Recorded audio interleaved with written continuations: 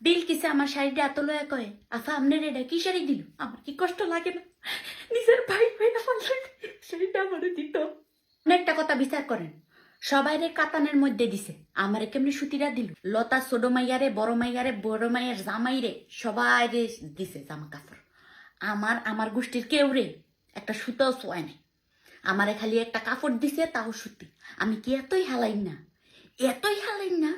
হ্যাঁ, সবার বেলায় টেহা আসিল, আমার মাইয়ের বেলায় 400 টাকা বাইর করছে। 1000 টাকা করে সবাই পাইছে। আমার মায়ের সময় কয় বাংটি বাংটি দিচ্ছে আমার মাইয়ারে। আমরা কি হগিননি? আমরা কি ভিক্ষা নিতে আইসিনি? সবাই খাওয়াইয়া আমি খালি একটা গুরুন্তি আইছি। দেহি মাংস খাইয়া শেষ করে লাইছে।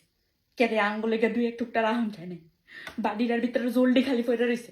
আপনার আমি আইনা দেখাই পারো, দেখেন আমরা আপনি মানুষ আইয়া হুজুর হয়ে বইব, আর আমি খালি রান্ধি বাড়ি সবকিছু করি, অথচ আমার বেলায় কিচ্ছু নাই, কিচ্ছু থাকে না। ঈদের আগে আইসি আমি, আবার জামু সবার ঈদের পরে।